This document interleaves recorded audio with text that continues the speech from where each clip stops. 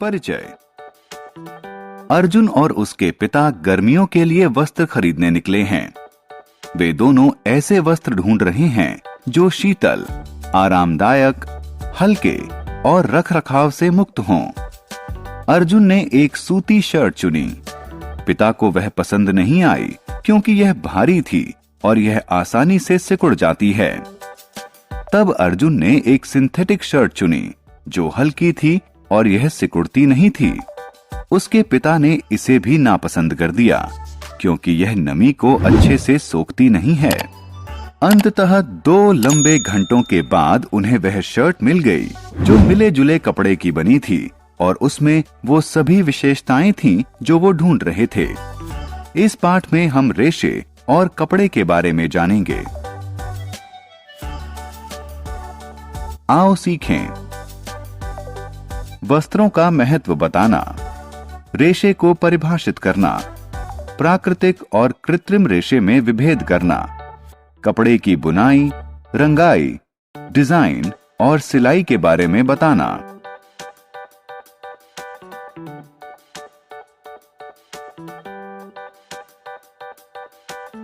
वस्त्र जो हम पहनते हैं। हम सब वस्त्र पहनते हैं। वस्त्र हमें ठंड, गर्मी, बरसात, धूल और कीड़ों से बचाते हैं।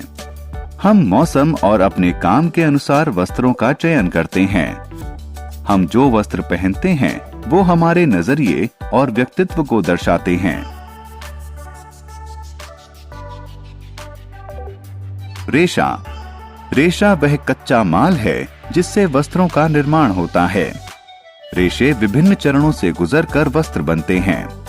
सबसे पहले कच्चे रेशे को लंबी लड़ियां बनाने के लिए आपस में ऐंठते हैं। इन्हें धागा कहते हैं। कपड़ा बनाने के लिए धागे की कताई बुनाई की जाती है।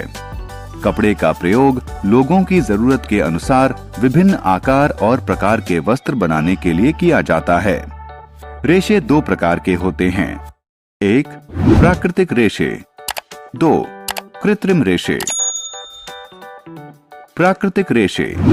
प्राकृतिक रेशे पेड़ों और जानवरों से बनते हैं। सूत, ऊन और रेशम कुछ प्राकृतिक तंतु हैं। सूत पेड़ों से प्राप्त होता है। ऊन भेड़, बकरी और ऊंट से प्राप्त होता है। रेशम रेशम के कीड़े से प्राप्त होता है।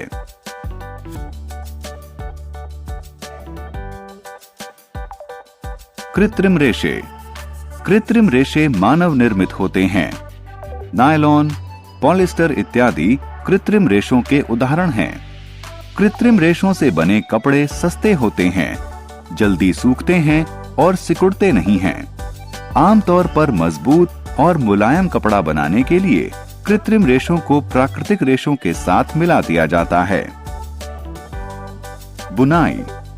बुनाई वह प्रक्रिया है जिससे धागों से कपड़ा बनाया जाता है। इसके लिए धागों का एक समूह क्षैतिज रूप से बिछाया जाता है और दूसरा ऊर्ध्वाधर रूप से।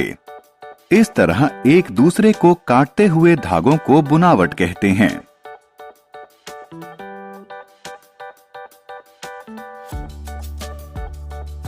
परिष्करण। वह प्रक्रिया जिससे कपड़े की दिखावट और उपयोगिता में सुधार हो उसे परिष्करण कहते हैं। कपड़ों को दिए जाने वाले कुछ महत्वपूर्ण परिष्करण हैं। ब्रशिंग। ब्रश करने की प्रक्रिया से छोटे और ढीले तंतु कपड़े से निकल जाते हैं। कैलेंडरिंग। कैलेंडरिंग की प्रक्रिया से कपड़े की मुलायमियत और चमक बढ़ती है। ब्लीचिंग। ब्लीचिंग की प्रक्रिया से कच्चे कपड़े का प्राकृतिक रंग छूट जाता है।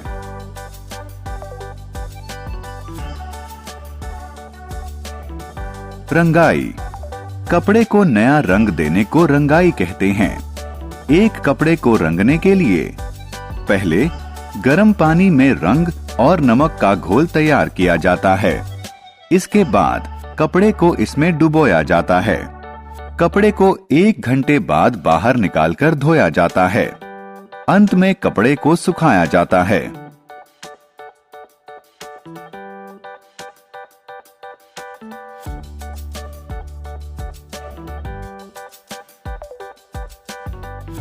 डिजाइनिंग। डिजाइनिंग की प्रक्रिया द्वारा कपड़े पर छापे बनाकर इसकी सुंदरता को बढ़ाया जा सकता है। कपड़े को इनकी सहायता से डिजाइन किया जा सकता है। स्याही, रंग या कढ़ाई, पत्थर, सजावटी दाने या क्रिस्टल, लेस या जरी।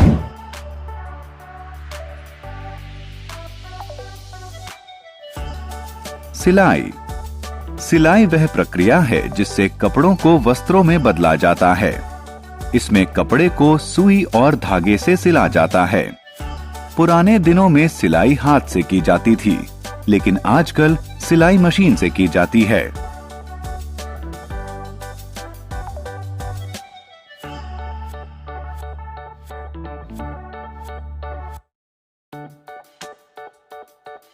हमने क्या चर्चा की?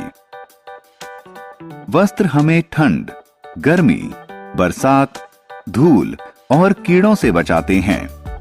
रेशा वह कच्चा पदार्थ होता है जिसका प्रयोग कपड़ा बनाने के लिए किया जाता है। रेशे दो प्रकार के होते हैं, प्राकृतिक और कृत्रिम। प्राकृतिक रेशे पेड़ों और जानवरों से प्राप्त किए जाते हैं।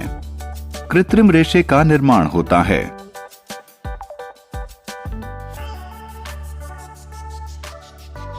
कपड़े का निर्माण एक जोड़ी धागों को आपस में एक दूसरे के समकोण पर बुनकर किया जाता है। कपड़े के परिष्करण में 3 प्रक्रिया शामिल होती है, ब्रशिंग, कैलेंडरिंग और ब्लीचिंग। कपड़े की दिखावट को बेहतर बनाने के लिए उसे रंगा और डिजाइन किया जाता है। सिलाई वह प्रक्रिया है जिससे कपड़े को वस्त्र में बदला जाता है।